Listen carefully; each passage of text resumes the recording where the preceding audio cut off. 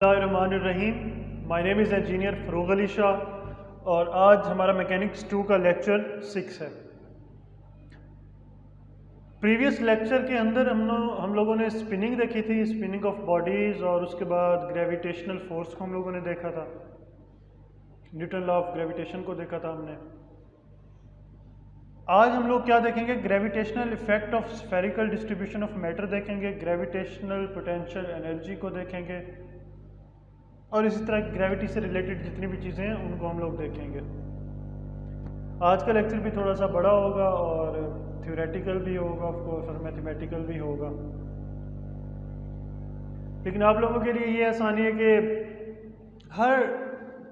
देखिए ये जो है ना, ये तरीका होता है पेपर को सॉल्व करने का, और स्पेशली जितने भी साइंस के इंजीनियरिंग सब्जेक्ट्स होते हैं, आपको फार्मूलाज जो हैं वो फिंगर टिप्स पर याद होने चाहिए।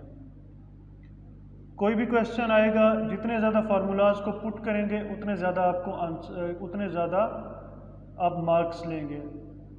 लाइक अगर एंगुलर वेलोसिटी आया हुआ है तो एंगुलर वेलोसिटी की एक छोटी सी डेफिनेशन है कि how fast a body rotates, बस यहाँ पर ख़त्म। अब इसके आपको मार्क्स नहीं मिलने। आप 2 से 3 टर्म्स, फार्मूला टर्म्स उसकी लिखेंगे तो उसमें आपको फिर मार्क्स फुल मिल जाएंगे। इसी तरह न्यूमेरिकल्स हैं, समटाइम्स ऐसा होता है कि न्यूमेरिकल्स बड़े मुश्किल होते हैं, और ऑफ कोर्स पेपर में जो न्यूमेरिकल्स आते हैं वो ज़रा घुमा फिरा के आते हैं तो समझ नहीं आ रही होती स्टूडेंट्स को।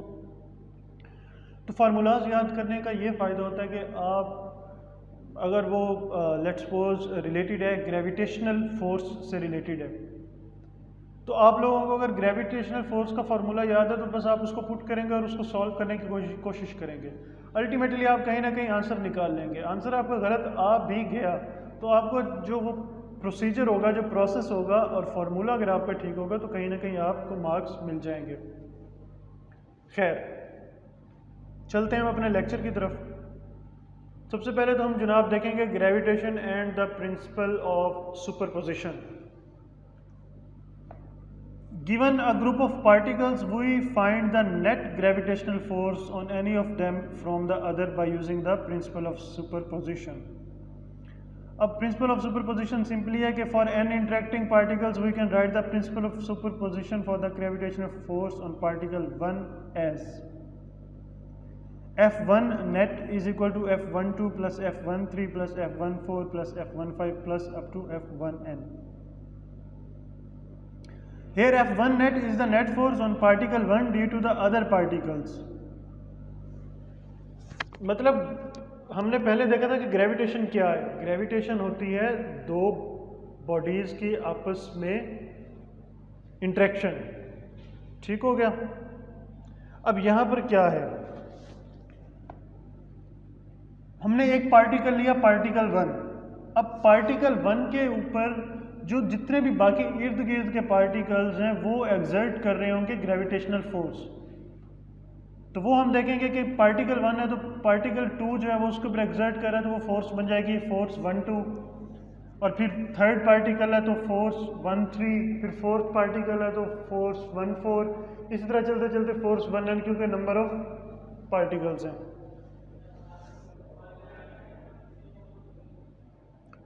और फिर हम एक्सप्रेस करें अगर इसको वेक्टर सम में तो वो बन जाएगा F1 net is equal to F I is equal to 2, क्योंकि पार्टिकल 2 से है अप टू n पार्टिकल्स। अच्छा, इसके बाद जनाब हम फोर्स के सिंपली देख लेते हैं। जो है हमारे पास फॉर्मूला सिंपल सा इंटीग्रेशन के साथ F1 df के साथ जी ले लें।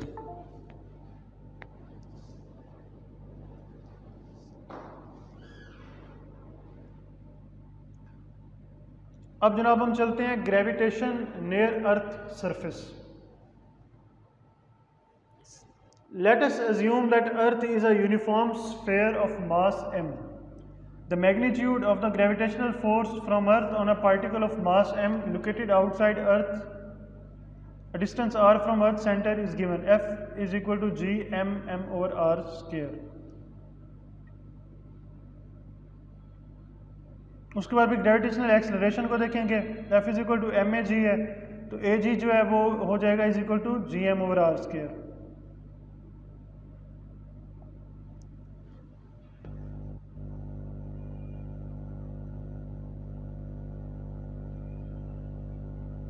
साइड के टेबल पे अगर आप लोग देखें तो साइड के टेबल के ऊपर एक एल्टीट्यूड दिया गया है, 0 एल्टीट्यूड है, उसके ऊपर एक्सेलरेशन क्या है, मीन अर्थ सरफेस के ऊपर 9.83 है, और फिर 8.8 किलोमीटर के ऊपर माउंट एवरेस्ट की एग्जांपल है, उसके ऊपर 9.80 है। इसी तरह जब डिस्टेंस बढ़ता जाएगा तो एक्सेलरेशन जो है वो कम होता जाएगा।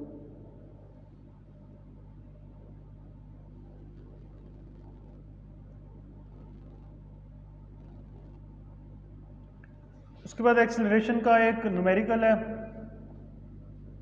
एस्ट्रोनॉट की एग्जांपल दी गई है, जो हाइट उसकी बताई गई है, height is 1.70 metre, floats feet down in an orbiting space shuttle at distance R. Distance आपको दिया हुआ है और अल्टीमेटली आप लोगों ने एक्सेलरेशन फाइंड करना है। फार्मूला आपको पता है, H is equal to G M U और आर स्क्वायर, वैल्यूज़ को पुट करेंगे और आंसर निकाल लेंगे आप लोग।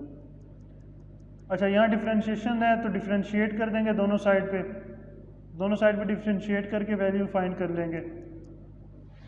ये आप लोग खुद सॉल्व करेंगे, समझ आ जाएगी आपको, आसान सा है। अगर आपको समझ नहीं आएगी तो फिर आप लोग मुझसे कंसल्ट करेंगे।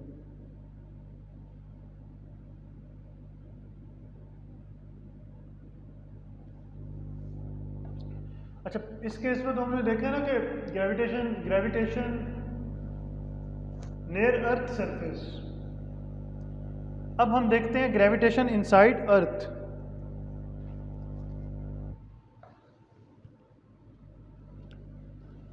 न्यूटन शेल लॉ को याद करेंगे। Newton shell law theorem can also be applied to a situation in which a particle is located inside a uniform shell. पहले तो हमने देखा था ना शेल थ्योरम के अंदर कि एक स्फेरिकल बॉडी है और उसके बाहर कोई अगर ऑब्जेक्ट है तो वो उसको अपनी तरफ अट्रैक्ट करता है। अब इनसाइड अ यूनिफॉर्म शेल है।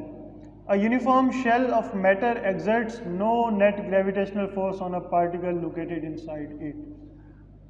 इसके अंदर ये बात करें, पहले तो हम ये बात कर रहे थे कि अगर एक शेल है, यूनिफॉर्म शेल है, उसके बाहर बॉडी है तो वो उस बॉडी को ग्रेविटेशनल फोर्स के थ्रू अट्रैक्ट कर रहा है अपनी तरफ।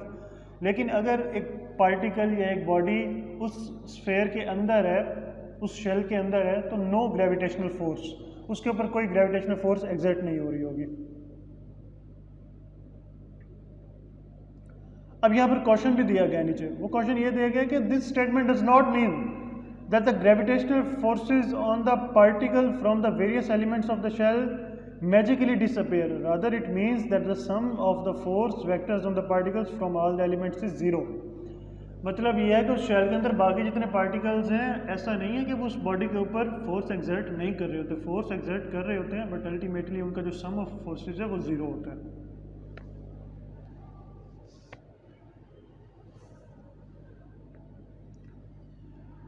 अच्छा जी, अब यहाँ पर वो बता रहा है कि if earth mass were uniformly distributed the gravitational force acting on a particle would be maximum at earth surface and would decrease as the particle moved outward away from the earth.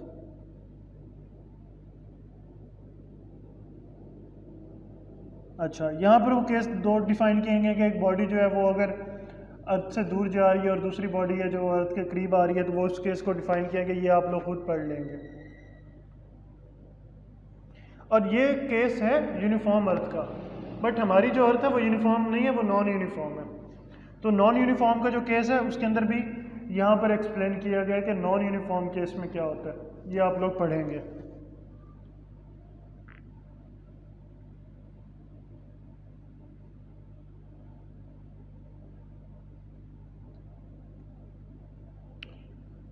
अच्छा जी, अब यहाँ पर हम क्या देखेंगे, Newton shell law theorem. Newton shell law theorem हमें 3 ideas देते हैं। पहला आइडिया क्या है कि G when the capsule is at radius R from earth centre the portion of earth that lie outside a sphere of radius R does not produce a net gravitational force on the capsule. और दूसरा दे रहा है the portion of earth that lies inside that sphere does produce a net gravitational force on the capsule. और तीसरा है कि we can treat the mass m of that inside portion of earth as being the mass of particle located at earth center। Calculation दी हुई है, यह पे एक एग्जांपल है, इसकी कैलकुलेशन है, सिंपली फार्मूला हमने यूज़ किया फोर्स का Gm/r²। अब यहाँ पर आप काबिल गौर बात यह है कि to write the mass in term of radius r we note that the volume containing this mass is 4/3 pi r cube. Also, because we are assuming on an earth of uniform density, the density जो है वो rho is equal to m over v होती है in earth density, thus we have, अब यहाँ से mass को हमने निकाला है. अब ये जो फॉर्मूला था ना f is equal to gmm over r square, इसमें ये जो m है mass, इसको हमने निकाला है डेंसिटी के थ्रू. डेंसिटी होती है m over v, यहाँ पर m को लेता किया तो डेंसिटी और वॉल्यूम बन गया, डेंसिटी और वॉल्यूम बन गया. अब वॉल्यूम जो है वो उस बॉडी का वो है 4/3 pi r cube जो कि गिवन है, वो सिंपली हमने पुट कर दिया और अल्टीमेटली हम लोगों ने वो चीज़ें पुट करके आंसर निकाल दिया. सिंपल सा है, आप लोग सॉल्व कर लेंगे, ऑफ कोर्स पढ़ेंगे, नहीं समझ आएगी तो फिर मुझसे ही पूछेंगे, लेकिन समझ आ जाएगी आप लोगों को. बहुत ज़्यादा मुश्किल नहीं है, बिल्कुल आसान सा है. दिल लगा के मन लगा के कि लाइन को गौर से पढ़ेंगे तो चीज़ें समझ आ जाएंगी.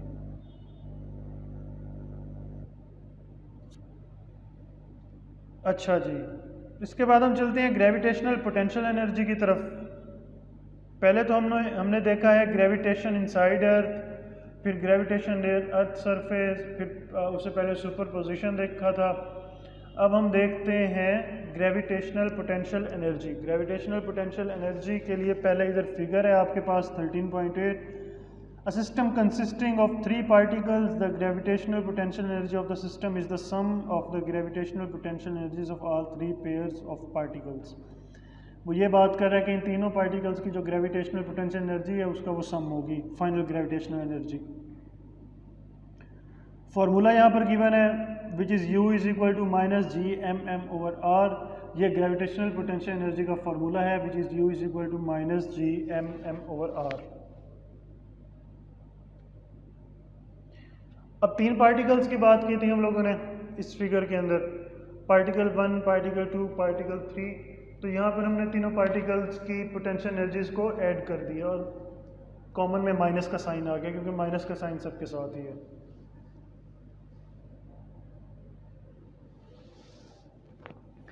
फिर हम लोग देखते हैं पोटेंशियल एनर्जी. पोटेंशियल एनर्जी को तो हमने देख लिया G M M over R, U is equal to minus G M M over R. अब हम देखते हैं पोटेंशियल एनर्जी और फोर्स को.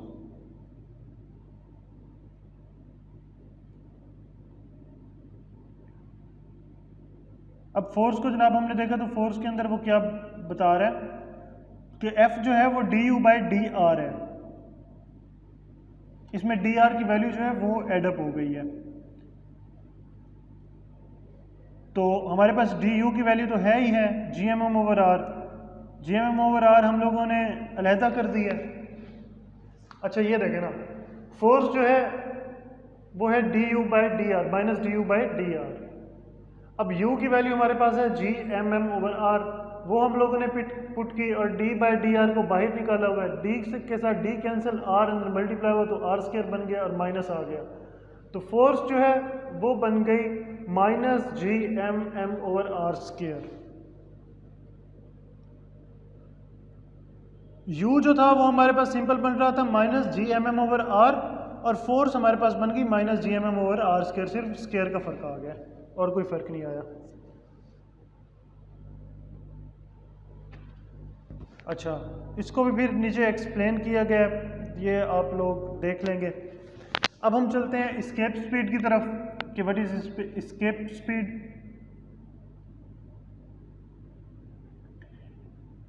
If you fire a projectile upward, usually it will slow, stop momentarily and return to the earth. यही असूल होता है कि कोई प्रोजेक्टाइल, कोई मिसाइल या बुलेट आपने फायर किए तो अल्टीमेटली एक पॉइंट पर जाके वो स्लो जाती है और वापस अर्थ की तरफ मूव करती है. There is however a certain minimum initial speed that will cause it to move upward forever, theoretically coming to rest only at infinity. This minimum initial speed is called the earth escape speed. Minimum speed ऐसी speed जिससे वो body जो है वो अर्थ को cross कर जाए, अर्थ की जो ग्रेविटेशनल फोर्स है उससे बाहर निकल जाए और हमेशा के लिए मूव करती रहे जिस स्पीड के साथ वो जा रही थी. तो वो जो स्पीड है वो मिनिमम एस्केप स्पीड है.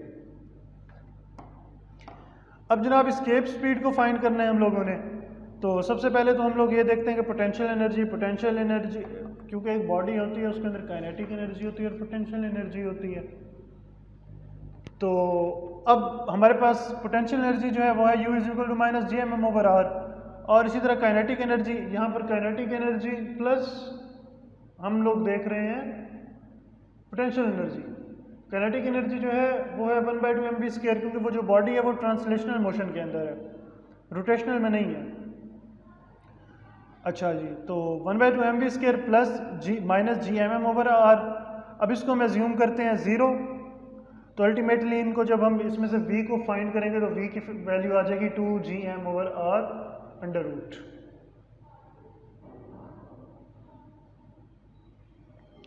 अब एग्जांपल इसी की दी हुई है एस्केप वेलोसिटी की, वो ये है कि for example rockets are launched eastward at Cape Canaveral to take advantage of the cape eastward speed of 15 kilometre per hour due to earth rotation. ये जनाब उसकी एग्जांपल दी गई है कि प्रोजेक्टाइल जो है वो लॉन्च करते हैं जब हम लोग, तो कौन सी स्पीड के ऊपर करते हैं लॉन्च। इसी को अब हम समझ लेते हैं एक सैम्पल प्रॉब्लम के थ्रू। तो इस सैम्पल प्रॉब्लम में हम लोग देख रहे हैं जनाब के एनर्जीज इन्वॉल्व हैं, काइनेटिक एनर्जी इन्वॉल्व है और पोटेंशियल एनर्जी इन्वॉल्व है। इनिशियल काइनेटिक एनर्जी इन्वॉल्व है और फाइनल काइनेटिक एनर्जी इन्वॉल्व है। तो एक एंड पे तो हम लोग देख रहे हैं कि फाइनल एनर्जीज है और इज इक्वल टू है इनिशियल एनर्जीज के, काइनेटिक और पोटेंशियल। और इस जगह फिर हम देख रहे हैं कि काइनेटिक एनर्जी का फार्मूला पुट किया है, पोटेंशियल एनर्जी का फार्मूला पुट किया है, उस तरफ भी काइनेटिक और पोटेंशियल एनर्जी का फार्मूला पुट करने के बाद, वैल्यूज पुट करने के बाद हमारे पास फाइनल वेलोसिटी आ गई है। ये आप लोग सॉल्व करेंगे आपको समझ आ जाएगी।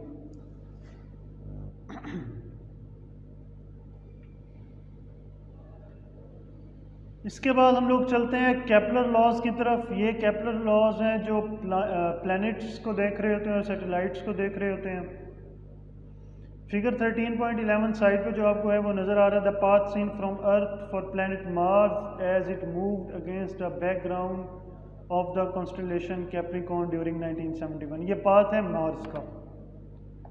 अच्छा, जोहान्स केपलर जो है वो 1571 से 1630 है, उसकी कुछ हिस्ट्री दी गई है कि उसने स्टडी की थी। और केपलर जो था वो उसने ड्राइव किए थे 3 laws of planetary motion. Planetary motion को इसने देखा था, प्लैनेट्स के मोशन को इसने स्टडी किया था और 3 लॉज जो है इसने बताए थे। सबसे पहला हम लॉ देखते हैं the law of orbits. The law of orbits जो है ये हमें बताता है कि all planets move in elliptical orbits with the sun at one focus. वो ये बात करे कि सन का एक फोकस होता है और जो प्लैनेट्स हैं वो एलिप्टिकल मूवमेंट में होते हैं। जिस तरह हमारा अर्थ जो है वो एलिप्टिकल ऑर्बिट के अंदर मूव कर रहा है, इसी तरह बाकी जो प्लैनेट्स हैं वो भी एलिप्टिकल ऑर्बिट्स में मूव कर रहे होते हैं।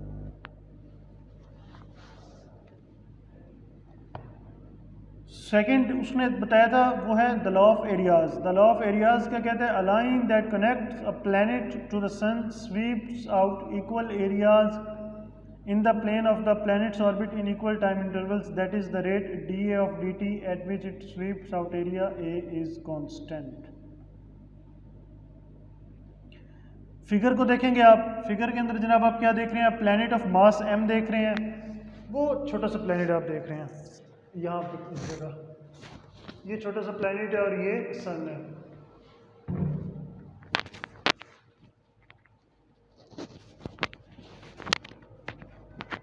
तो क्या देख रहे हैं आप, a planet of mass m moving in an elliptical orbit. ये ऑर्बिट आप देख रहे हैं elliptically of course, around the sun of mass m। अब सन का जो मैस है वो बड़े m के साथ डिनोट किया गया। Is at one focus f, वो फोकस आप देख रहे हैं जो बिल्कुल स्ट्रेट लाइन में है f of the ellipse. The other focus f dash which is located in empty space. Each focus is a distance EA।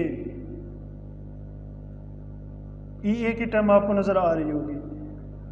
Each focus is a distance EA from the ellipse center। Ellipse के centre से जनाब वो distance है। With E being the eccentricity of the ellipse, the semi-major axis A of the ellipse, the parallel nearest the sun distance R and the एफिलियन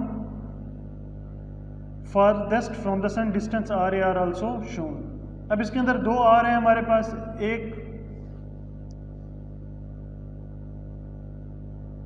एक R P है और एक आपके पास आर ए है। आर ए जो है वो फारदेस्ट डिस्टेंस है और जो आर पी है वो नियरेस्ट डिस्टेंस है from the orbit, elliptical orbit. ये देखें इसमें क्या कह रहा है, ये आर जो दो क्या है और एफ क्या है। ये सन है और ये एक छोटा सा प्लेनेट है। ये जो एफ है इसका, ये फोकस पॉइंट है और इसमें दो आर है। अब ये क्योंकि एलिप्टिक फॉर्म में है ना, ये ऑर्बिट, ये सन है। अब सन के सबसे करीब जो ये एलिप्टिकल ऑर्बिट है वो ये वाला सन, ये पॉइंट है, ये है आर पी, ये शॉर्टेस्ट फॉर्म है। और ये वाला अगर आप आर देखेंगे इस पॉइंट से लेकर सन तक, ये है आर ए जो लार्जेस्ट फारदेस्ट पॉइंट है। अच्छा जी, इसको जब हम सॉल्व करेंगे तो लॉ ऑफ एरियाज को देखें तो एरिया को बेसिकली हम लोग देख रहे हैं और टाइम का डिफरेंस है तो D A by D T हो जाएगा। अच्छा, which is equal to 1/2 R square D theta by D T, और ये अल्टीमेटली बन जाएगा 1/2 आर स्क्वायर ओमेगा। और इसी तरह फिर एंगुलर स्पीड को देखा है प्लैनेट की। एंगुलर स्पीड को देखने के लिए हमें पता है L is equal to R P, R उसके अंदर पी जो है वो एम वी है और अल्टीमेटली यहाँ पर वी जो है वो ओमेगा आर है, तो ये omega M R square omega बन जाएगा एल। और यही जो वैल्यू है हम वो पुट करेंगे, सब्स्टिट्यूट करेंगे इस जगह पर, तो अल्टीमेटली ये D A by D T बन जाएगा L is equal to 2m। Basically इसके अंदर लॉ ऑफ एरियाज इसके अंदर हम लोग देख रहे हैं एरिया। तो एरिया को देखने के लिए हम लोग ये इक्वेशन देखेंगे, D A by D T is equal to 1/2 R square D phi by D T. इसको जब आगे हमने सॉल्व किया तो 1/2 आर स्क्वायर ओमेगा आ गया, ये L is equal to M R square V है, एंगुलर मोमेंटम भी तो होगा प्लैनेट का, उससे हमने ड्राइव की है ये वैल्यू उसमें पुट की और अल्टीमेटली हमारे पास आंसर आ गया D A by D T is equal to L2 omega. ये हमारे पास एक टर्म आ गई है। उसके बाद हम लोग देखते हैं द लॉ ऑफ पीरियड्स को, जिसमें हम पीरियड्स को देख रहे हैं प्लैनेट के। ये क्या कह रहा है, ये कह रहा है the square of the period of any planet is proportional to the cube of the semi major axis of its orbit। और इसको जनाब इसका फार्मूला जो सिंपली यूज किया है लॉ ऑफ पीरियड्स का वो ये है, T square is equal to 4 pi square over G M R cube. आप इसको एज इट इज याद करेंगे फार्मूला को और इसको पढ़ लेंगे आप। कुछ न्यूमेरिकल सॉल्व करते हैं। कॉमेट हेले जो है orbits the sun with a period of 76 years. Period time है इसमें, sun with a period of 76 years and in 1996 had a distance of closest approach to the sun, it's perihelion distance R P क्या था, shortest distance of 8.9 10 metre. तो हमने क्या find करना है, aphelion distance R A find करना है। हम लोगों ने फाइंड करना है आर ए क्या है, फारदेस्ट, और आर पी क्या है, shortest distance nearest to the sun. R A है farthest distance from the sun. तो इसके अंदर उसने हमें पीरियड दे दिए, टाइम हमें दे दिया और हमसे एक और आर पी हमें दे दिया और आर ए हमने फाइंड करना है। सिंपली जनाब हम लोग सब्स्टिट्यूट करने के बाद सबसे पहले ए को निकालेंगे। ए की वैल्यू हम लोगों ने फाइंड कर ली और सबसे पहले यहाँ दिया था R is equal to R P is equal to 2a। जब ए की वैल्यू फाइंड कर ली तो हमारे पास एक आर पी की वैल्यू भी है, अल्टीमेटली आर ए की वैल्यू को हम फाइंड कर लेंगे।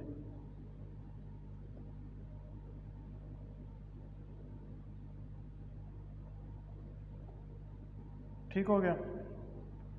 उसके बाद इसेंट्रिसिटी के बारे में पूछा हुआ है, जो ई से डिनोट किया हुआ है, वो उसमें देखेंगे कि आप E A is equal to A minus R P.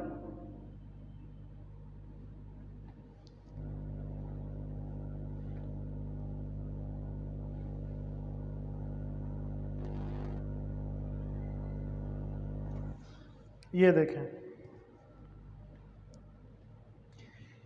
E A is equal to ये ई ए डिस्टेंस है, ये ठीक है, और ये ई ए डिस्टेंस किसके बराबर होगा? ये सन है और ये सेंटर ऑफ एलिप्स है, ऑर्बिट है। ई ए बराबर होगा ए, ये ए है इस पॉइंट से लेकर इस पॉइंट तक, ए माइनस ये वाला डिस्टेंस आर पी, ए माइनस आर पी। यही वो मेंशन है न्यूमेरिकल के अंदर। ये ना होना कि आप लोग मिक्स कर बैठें कि भाई ये कहाँ से आ गई है वैल्यूज़, ये इसी फिगर से वैल्यू निकाली गई है। तो वो E A is equal to A minus R P, इसमें से ई को उन्होंने अलहदा कर दिया, बाकी वैल्यूज़ हमारे पास आई हुई हैं। आर पी को हमने फाइंड कर लिया हुआ है, ए हमारे पास है, और अल्टीमेटली हम लोग आंसर निकाल लेंगे। अब हम चलते हैं सैटेलाइट्स की तरफ, ऑर्बिट्स एंड एनर्जी। सबसे पहले पोटेंशियल एनर्जी को देखते हैं जो हमने फाइंड की है, U is equal to minus G M M over R. और उसके बाद to find the kinetic energy of a satellite in a circular orbit we write Newton second law, F is equal to M A. F भी हम देख चुके हैं, ये F is equal to M A, F भी हम लोग देख चुके हैं। F था G M M over R square, M as it is आया, और ए की वैल्यू जो है वो वी स्केयर बाय आर है। अल्टीमेटली काइनेटिक एनर्जी को हमने देखा which is 1/2 M V square, values को पुट किया तो काइनेटिक एनर्जी भी हमारे पास आ गई। और फिर उसके बाद हमने देखा है टोटल एनर्जी को देखेंगे। टोटल एनर्जी के लिए kinetic energy plus potential energy है, दोनों को ऐड किया। काइनेटिक एनर्जी की वैल्यू हमने यहाँ से फाइंड कर ली है which is G M M over 2r, और पोटेंशियल एनर्जी हमने पीछे ही फाइंड कर ली थी which was G M M over R. और अल्टीमेटली हमारे पास ये वाली इक्वेशन आ गई, is equal to minus G M M over 2r।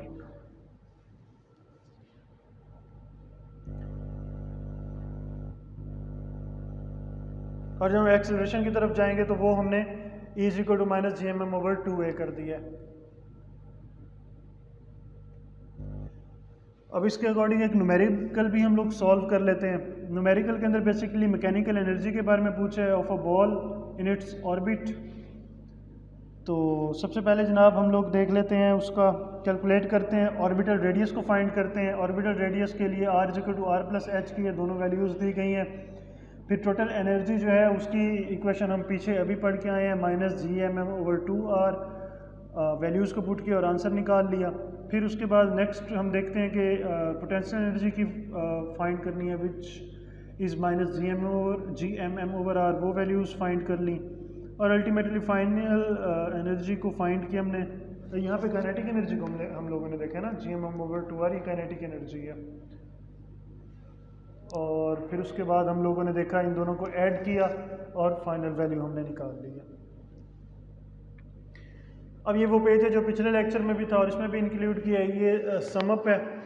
Sum up में लॉ ऑफ ग्रेविटेशन को देखा सबसे पहले, उसके बाद gravitational behaviour of uniform spherical shells को देख लिया, फिर सुपरपोजिशन को देखा और ग्रेविटेशनल एक्सेलरेशन को देखा, पोटेंशियल एनर्जी को देखा, उनके ये फार्मूलाज हैं और डेफिनेशंस हैं।